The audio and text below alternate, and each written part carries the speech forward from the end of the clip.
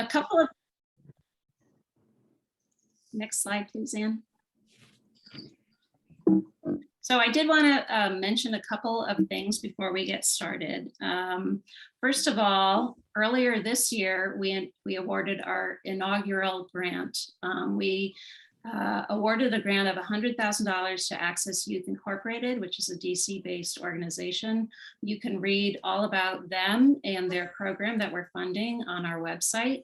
I actually encourage all of you to do that, because I think it gives you a little bit of a flavor for the kind of projects we're looking for. I was really happy to see so many familiar names in the list of registrants today. So welcome back to those of you who are reapplying for the 2022 cycle. And I was equally delighted to see so many new names from folks who we've just recently reached out to in terms of outreach to let you know about our grant. So welcome to all. In terms of housekeeping, I'm just going to say right now, if you guys could please put your settings to speaker view and mute yourself. That's probably the most important point in terms of housekeeping. So first off, what I want to do is to introduce our new grants chair, Sarah Remus. I couldn't be more delighted to have Sarah running the grants program this year for us. She is an amazing person. She has a law degree and a social work degree. She's been involved with many, many nonprofit organizations here in the District of Columbia. She's on the board of many organizations in addition to ours. And I found out just today that Sarah will be starting a new job in January with the Children's Law Center as a staff attorney. So congratulations, Sarah. You'll be hearing more from her in a minute. Also new this year is our grants platform, which Sarah will tell you a little bit about. I want those of you who are returning applicants to know that we have streamlined the application this year, but our goal remains the same: to make our shared community more just and livable. Also for you guys who are returnees, I think you'll be very happy to hear that we've shortened our grant cycle this year. And now we turn to Sarah for a few details about Impact 100 DC. Thanks, Sharon. And I'm really excited to be working with all of you. Hopefully we've made this grants process as self-explanatory as possible. But if you have any questions as you complete the application, please don't hesitate to ask. We're not able to answer substantive questions, but I definitely don't want there to be any technical barriers to submitting the application.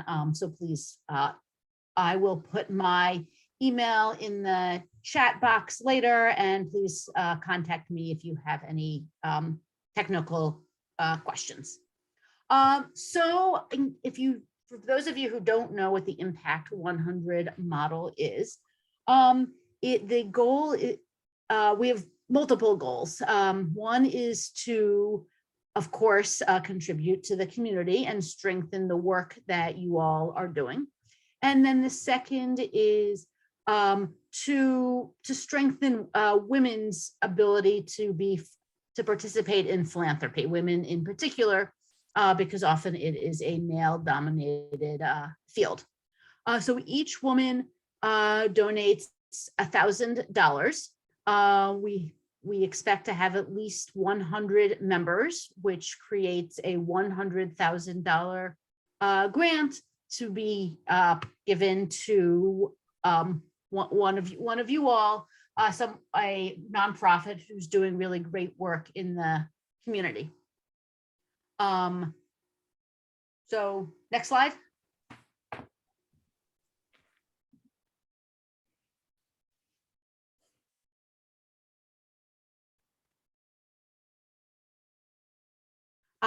So like I said, we're an all-woman community dedicated to improving lives in the DC area by providing grants to nonprofits who are doing really transformational work that's really transforming the lives of the residents of DC or its immediate environs. And we place a priority on groups targeting unmet needs in our community that are focusing on systemic racism and structural inequality. Sharon will talk a little bit later about our eligibility process, but we really are focusing on needs, on targeting the ending or the amelioration of needs resulting from systemic racism and structural inequality. We also want to create and sustain a diverse community. Our ideal membership is to reflect those of us who live and work in DC and its environs. And we want to build bridges across the wide demographic divides in the DC area. And we want to empower women as philanthropists. We want women to see themselves as philanthropists, that is not just for men. Next slide. Sorry, there we go. Okay, so I'll pick back up here. Thanks, Sarah. The impact model, we are a chapter of an organization, impact100, that is actually a global nonprofit organization. We started last year as a chapter of impact100, but we essentially follow their model. And in the model, we provide grants in one of 5 issue areas. The 5 issue areas are education, arts and culture, family, environment, and health and wellness. So I just wanted to give a little more information about each of these focus areas. I'm not going to read the slide to you. I hate when people do that.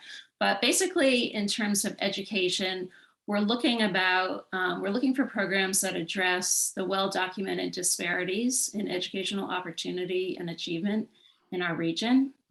In terms of arts and culture, we're looking for programs that provide equitable representation and inclusion in arts programming. In the family area, we're looking for anything from domestic violence programs to programs that serve children in the foster care system, programs that are keeping families together, addressing homelessness, and meeting the needs of recent immigrants. In the environment issue area, we're looking for programs not just related to the preservation of natural resources, but we're really also looking for programs that look at the neighborhoods, the places where people live. So this might mean, a neighborhood cleanup of a park or creation of green space, but also basically any program that is about making our neighborhoods safe and just. That's definitely going to fall within the realm of our environment committee. And finally, in health and wellness, I would say that if anybody needed their eyes opened to the disparities in this region and nationally about access to healthcare, well, COVID surely opened all of our eyes. So in the area of health and wellness, we all know the disparities. We're looking for programs that address physical and mental health. And all of these programs are widely defined. We have no formal, definition. Nothing is set in stone in terms of one focus area or the other. It's really your decision about where your programming best fits within these parameters. But Sharon, can I add one thing? Absolutely. Yeah, so at the beginning of the application, we asked you to choose one primary category, but then we were also going to ask you to choose a secondary category. And that gives us some more flexibility so that we can help to make each category as equal in size as possible. So please do choose a secondary category as you fill out the application. Definitely. Okay, next slide, please. Okay, moving on to eligibility. Next slide, please. First, in terms of organizational eligibility, this is very straightforward. You have to be a 501c3 tax exempt organization. We're looking for organizations with operating budgets between $300,000 and $5 million. Sorry. That's okay. If I know this question arose last year, if you're a smaller organization, let's say your operating budget hasn't been as high as $300,000, we welcome and encourage you to collaborate with a larger, perhaps more well-established organization that does meet the budget threshold. They would apply as the lead applicant, and we can talk more about that in the Q&A if you'd like. You must also present 3 years of financial and tax records, and you must serve our geographic region, which includes DC, Montgomery County, PG County, Fairfax, and Arlington counties, as well as the cities of Alexandria, Falls Church, and Fairfax. Next. Okay, this is also extremely straightforward in terms of your program. All we ask is that it relate to at least one of our 5 focus areas, which we've already said are extremely, broad in terms of allowing your program to find a home there. We ask that you expend the funding within 24 months and that your program budget is at least for the $100,000 of the DC grant. We won't look at a program, say that only is for $50,000. We're looking for one single big grant to make a big difference.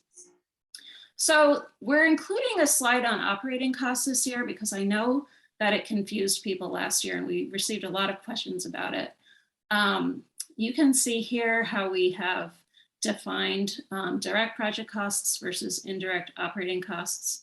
What I would just say tonight is if your project budget includes anything in excess of 15% in operating costs, you must justify that. Our reviewers will look for operating indirect costs in a budget of 15% or less. If you go above that, you really have to explain to us what makes you special that you should have a higher percentage of your budget go to operating costs than direct project costs. So what we don't fund is here written out for you. I'm not going to read it all, but basically, I know that in the past, religious organizations have applied for programming that is not religious in nature. That's been a frequent question. As long as your activities are open to all, then even if you are a religious entity, you are welcome to apply. We also don't fund political activities. So this is really the meat of the matter, right? This is about our grant evaluation criteria. What our reviewers will be looking at is, does your project meet a critical unmet need in the community that you're identifying? Then once you've identified that need, have you clearly defined the actions that are going to address this need? We've talked a little bit about using a racial equity lens. We're really interested in addressing systemic inequality. We feel like this has to be a priority for us given the vast inequalities in our region. Okay, so your project, we are looking for projects that drive a high level of impact. You will probably ask, what is a high level of impact? And I think we can talk about that in the Q&A. In general, I would say, if your project is serving a small number of people, then we're looking for a much bigger impact on that group. Whereas if you're serving a larger number of people, we're still looking for a high impact, but we would probably look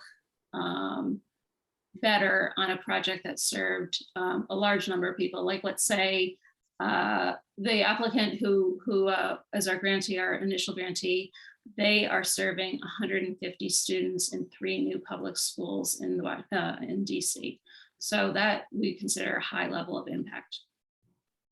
In terms of leadership and effective community involvement, what we're talking about here is we want to make sure that the people, the population being served by your project, their voices are heard in every part of the process of your project, beginning with planning through implementation and evaluation. So that's a very important criteria for us as well.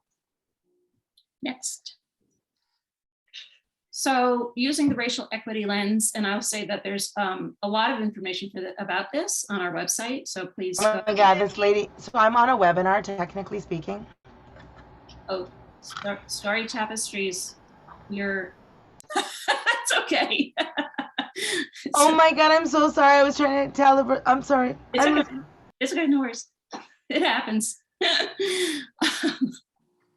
So using a racial equity lens is just, we feel it's really important to acknowledge the structural and institutional inequities that exist in our community. We just talked about the educational disparities, the health and wellness disparities. All these can be traced back to structural inequality and racism. So we want to take that on in our grant making and say, this is what we care about addressing most of all. So I think that pretty much sums it up, although we can talk again at the end if you have questions about that. We're also looking for programs that serve other historically marginalized groups. Of course, a program that serves, a huge range of people would also be something that would be, terrific. Okay, next. Don't worry about it. So basically in the application process, what we're looking for is enough information for us to do our due diligence and know that the organization that's receiving this grant is going to do what they say they're going to do and do it well and make a big impact on our community. At the same time, we've tried really hard to make the process as easy and straightforward as possible for you. So it's a balancing act. I noted earlier that we streamlined the application, which I very much hope will be a help to you. And we've done some other things with the process to make things easier for you. So be sure to go to our website and look at the frequently asked questions section in particular. That has loads of information. So our online grant platform, which Sarah's going to talk a little bit, will be open for applications on January 7th. We'll close on February 10th. I know this is probably new to some of you, so Sarah is going to tell us a little bit about using good grants this year.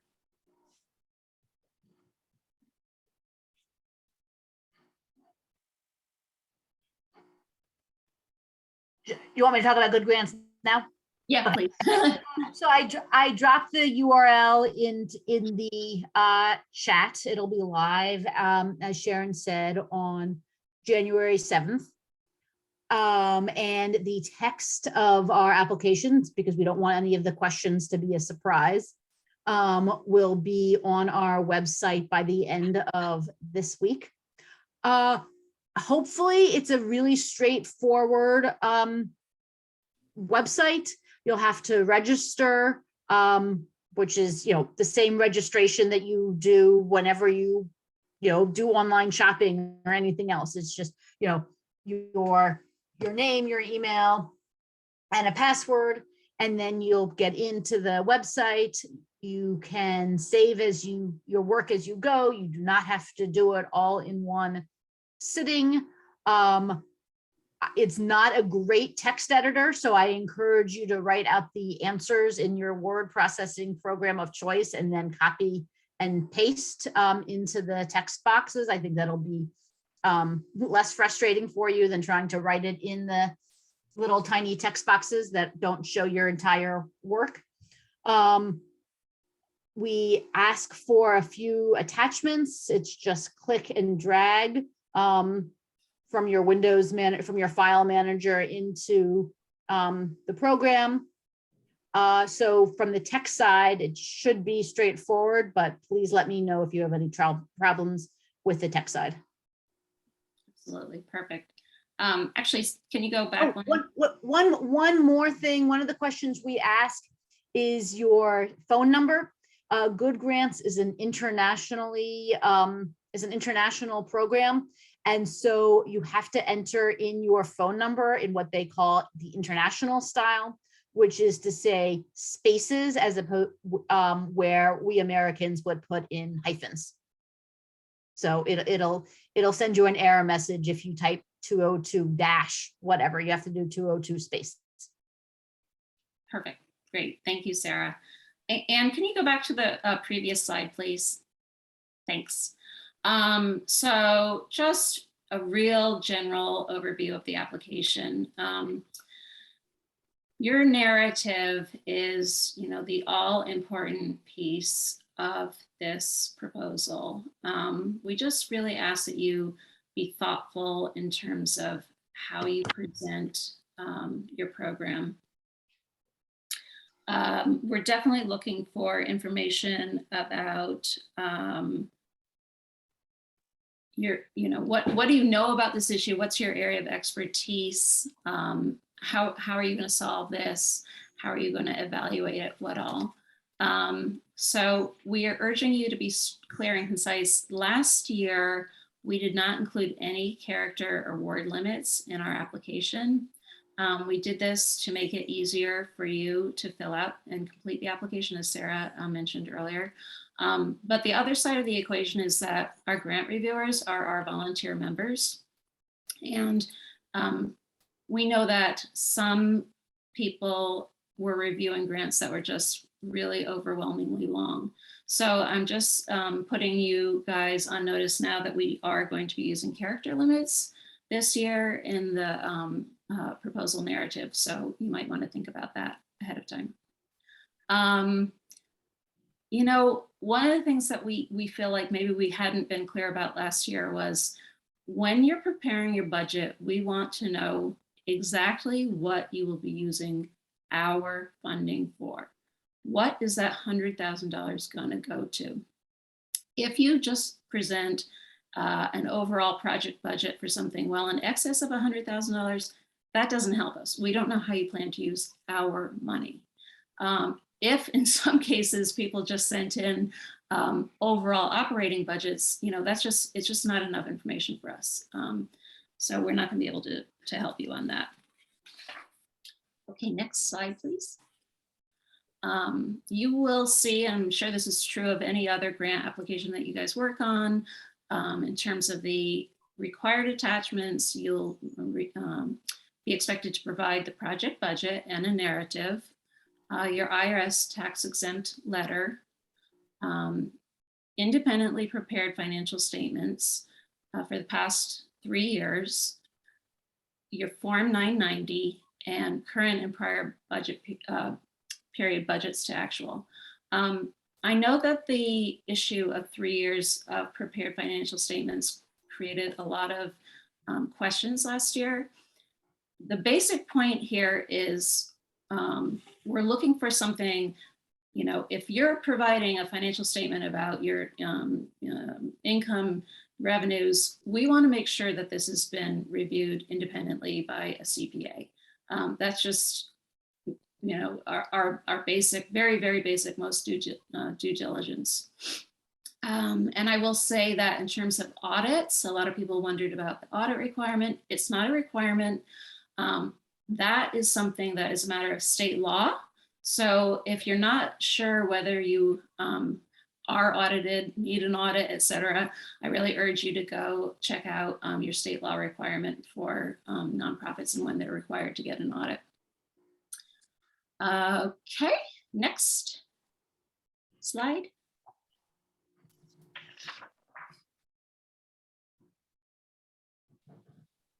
Great.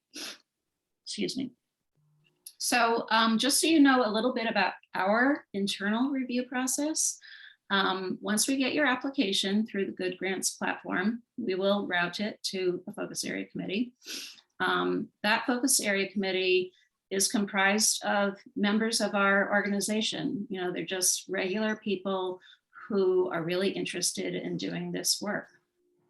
So They're not professional, foundation staff. They're regular folks. They're regular women just like us, and they're volunteers. So please write your application knowing this.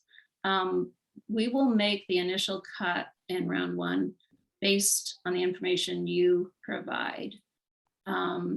We don't have necessarily background knowledge about the issue area that you're working in.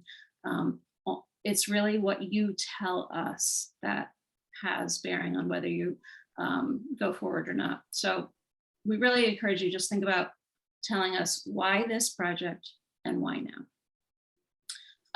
Round 2 will include a more in-depth financial review. As I think some of you on the call have gone through that with us last year.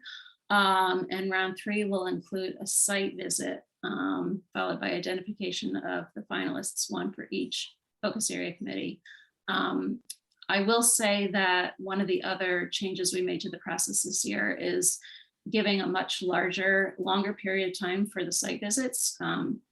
We realize that even though they are virtual, they take a lot of time on your end to assemble a team and make sure everybody, can be ready for the site visit with us. So I know some people felt really rushed last year. So this year we've provided hopefully a longer period of time that will make it much easier for everybody to come by. Next. Oh, okay. So the other thing we wanted you to know about our grant review process is that it's extremely important to us that the review process be fair and transparent. One of the ways that we achieve this is by asking each person who is a grant reviewer to complete a conflict of interest questionnaire. And they will also have to agree to abide by our conflict of interest policy. If a conflict does exist, then that person should recuse herself from the grant process, the review of the grant where the conflict lies. Now, I will say that we define a conflict pretty narrowly. We talk about whether a member has a financial interest in or exercises substantial influence over an applicant organization. So that might mean you're on the board of an organization. If you're on the board of an organization, you're likely very aligned with that organization, and you essentially have a conflict. At the same time, we would say that because that is kind of a narrow definition, we also ask our members to disclose any other relationships to a nonprofit that don't rise to the level of an actual conflict, but that might interfere with their ability to review your application impartially and without any bias. And then finally, we want you to know that any information that you share with us during the application process will be held and kept confidential. Okay, so common application issues. The first is obviously an incomplete application. It's hard for us to review an application that doesn't provide all the information requested. We expect the program initiative itself to be very clear. This year, I think with the character limits, you're going to be forced to focus. Another issue that could be a problem is if your narrative doesn't align with the budget that you presented us. So be sure that if you've identified actions that your organization is going to take, those actions show up in your budget, not other actions or not actions in addition to those that you haven't talked about in your narrative. They need to align closely. So again, talking about the budget could, if it's lacking in detail, or we find that the budget wouldn't fully address the identified need, then that might raise some red flags for us. Another thing that's important to us is that we know that you have some sort of a plan for sustaining this project once the impact funding goes away. Another issue might be not presenting enough data to support the need for your initiative.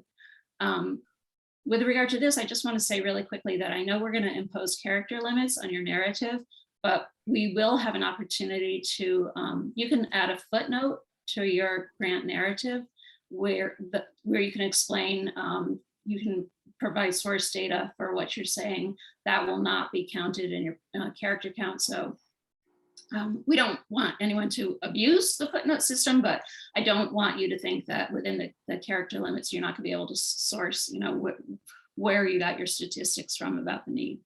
But submitting those sources might be is a little bit more complicated than just cutting and pasting, your footnotes, because we'll need whatever sources you want to provide us will need to be in a separate text box.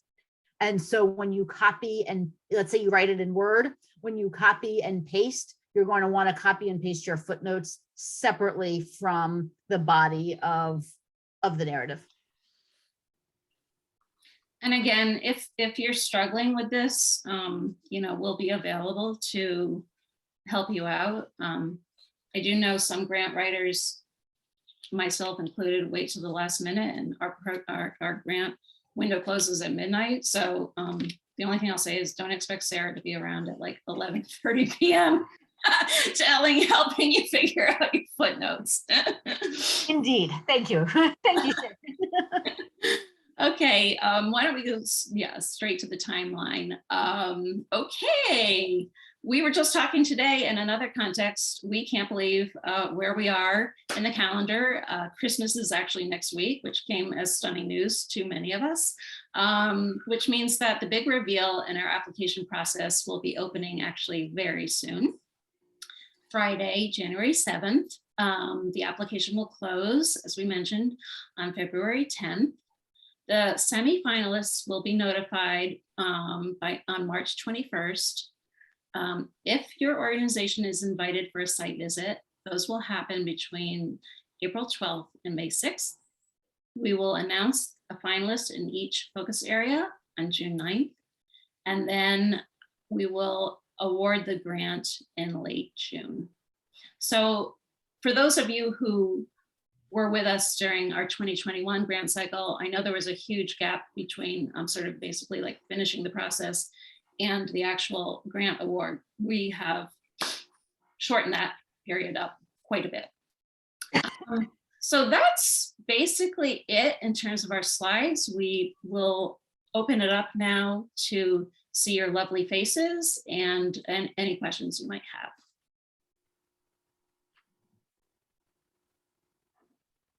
So Sharon, So Sharon, questions? Yes. sorry, Sarah, were you saying something? Yeah, I was like, Sharon, should I read the questions in the chat? Oh, sure, that would be terrific. Sorry. That's what I was just going to say. So I have been responding to all of the questions in the chat, but I realized that they were all direct messages. So I'm happy to respond, or Sarah, if you want to go ahead, either way, it's fine. By the way, that's Latina Paconier, who is our vice president, and she's the chair of our finance committee. So if you make it into the round where we're doing sort of that in-depth financial review, you will know Latina and her team. So thank you. So chat. Would you like me to read? Yeah. Okay. Do you accept proposals from organizations that are fiscally sponsored? No. Yes. So if you have your operating budget and your operating budget falls within the range and your fiscal sponsorship either adds to your operating budget, we would be looking at essentially whatever you're required to report as revenue in terms of defining whether or not you fall within the range. So if your operating budget, i.e. revenue, is within the 300,000 to 5 million, you would meet the criteria to be eligible for the grant. So I think that answers this question too. Do you have a preference on organizations with a certain budget size? Can it be focused on a certain program? We're on the upper end of the range provided for all of our programs. Okay. Yes, so no preference within that range. Okay. Yeah. Let's see. This is an easy one. My organization operates in several of the Northern Virginia geographies, Arlington, Fairfax, Alexandria, but not DC proper. Does this affect our eligibility? No, we welcome applications from organizations that serve populations throughout that area. Northern Virginia is just as important to us as any other geographic area that we've identified. Okay, and then we have Story Tapestries development to everyone. Your apology is accepted. We've all been there. Yeah. I am so sorry. Are we allowed to ask a verbal question? Yes. Sure. I just wanted to ask specifically, my organization does education and arts and culture, where we are an arts service organization. So we use the arts as a tool to support education, equity, and access. And we find that in addition to that, we include family programs and parent engagement, because we find that you'll be more successful if you work with sort of the whole piece of the puzzle. Yep. Would it make more sense for us to apply under the focus of arts and culture because we're an arts service organization, even though the focus of our project would be education and family? And how would you recommend, like an organization like myself, sort of Right. fits under multiple focuses? And I think that's probably the case for a lot of applicants. What we would recommend is focusing on what your project is about. But I will say that we won't advise you, any more than saying that, we won't advise you on which focus area to pick. You guys know your projects better than we. And so we urge you, like Sarah had said earlier, pick your first focus area that you think is the right fit, the right fit for this project, but use the second option. So in your case, you might do education 1, arts and culture 2. And for the choosing a secondary category, you're not limited to one secondary category. You can pick as many categories as you think fits. That's wonderful. Thank you. So an outside CPA has always done our financials, but we did not beat the federal financial threshold to get a review until 2020. So 2018 and 2019, the 990 was completed by an outside CPA, but not a review. Does that make us ineligible? Tina, you want to answer that? Yeah, so we would accept independently prepared, independently reviewed, or independently audited financial statements. And there, that did appear to everyone. So I think that's it for the chat. So others. Any other questions? Go ahead. Go ahead, Sherry. Oh, I think you're on mute.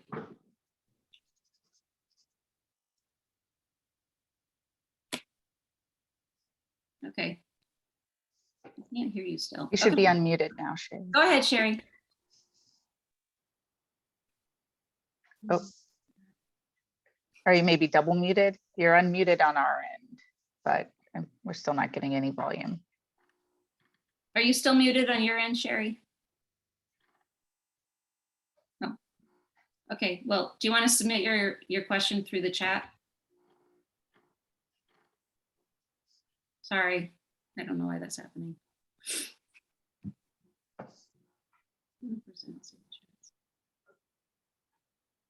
Any other questions?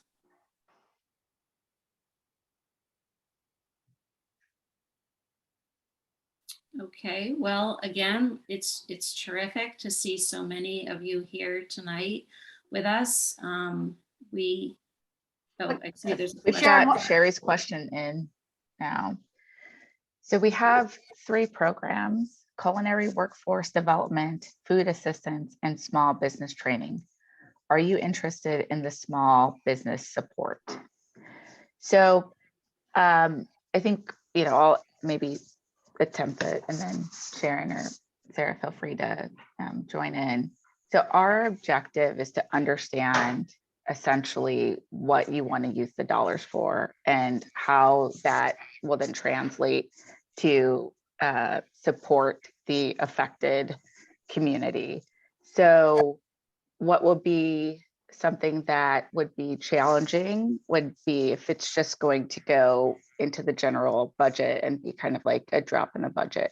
So when you say small business support, it's not specifically that we wouldn't be interested in small business support. We would want to understand more about that program, what it means, how it's going to serve the affected community. And so as long as you can kind of correlate that programming back to the dollars and the community that it's serving, we would be interested in, understanding how we can fund that program. Yeah, I mean, I could see how small business support might, fall within the area of the environment, because maybe you're trying to revitalize your community, and we define environment very broadly, so that's a possibility. So I see that Diane G is asking to be unmuted. Everybody should be able to unmute themselves, but let's see, Diane G. Hi, There you go. Hi. hi, that's me, and I'm actually not asking to be unmuted. I'm taking notes, and I'm not even touching my laptop. So Oh, I apologize.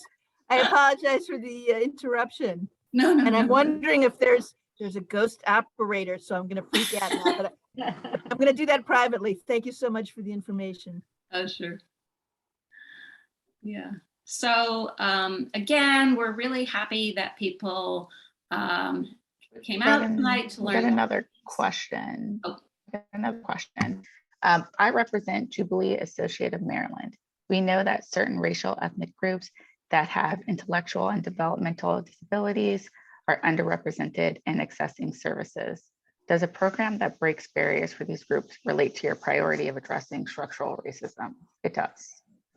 And in our definition of structural inequities, it also includes broader disabilities as well, veterans. So we look at that unaddressed, underrepresented population broadly.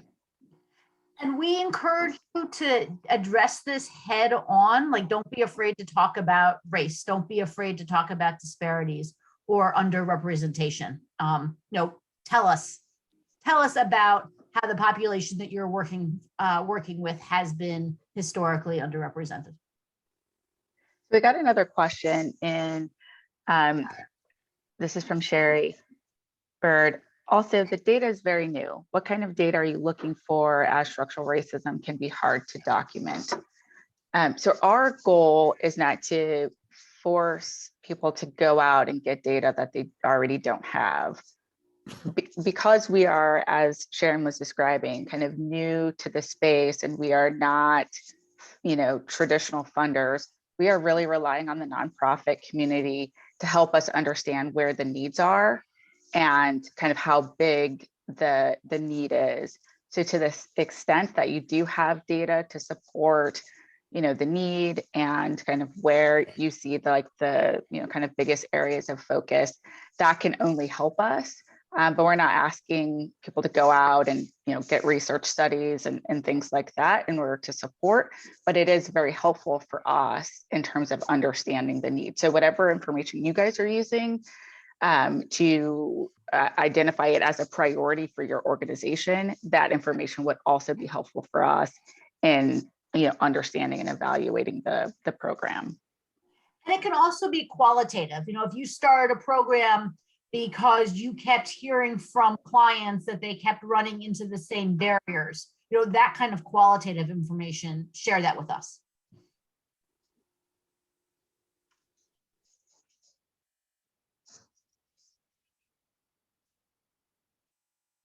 Any other questions? We welcome any and all questions.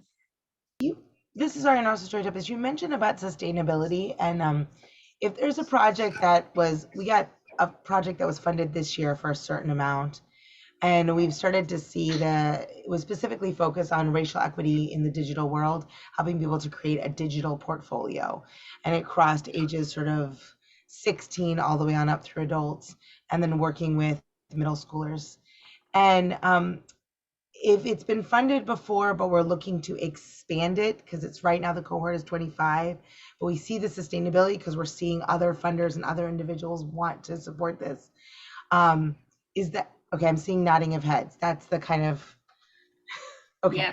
We don't expect you to like have firm, promises in place to fund it for the next 10 years. We know it doesn't work that way. But we want to see some past support by like a wide variety of funders. And we want to see that you are already thinking about how do I fund this once the impact dollars are gone. And this also doesn't need to be a new project. It can be a growth of something that you're already doing. Right. Thank you.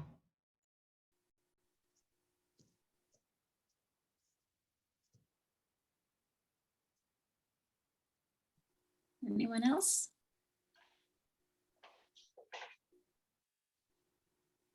Okay, well, thank you all for being here. We are recording this so that if you think back on it and think, I wasn't really sure how she addressed that, you can go to our website and access the recording. We actually hope to have a PDF of the application also up on our website by the end of the week. That will give you the chance to preview it and start thinking about your answers prior to January 7th. I just really strongly urge you to spend some time on our website, on the grants page of our website. It's really loaded with information. If you still have questions after that, feel free to contact us. But as Sarah mentioned, we're not going to be able to give, substantive advice on your program proposals. But we're here to answer process related questions.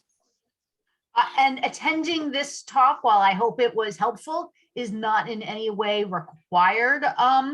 So please feel free to, share in your networks and with your friends, the recording or just the information. Okay, well, terrific. Thank you all for being here and good luck. Good night.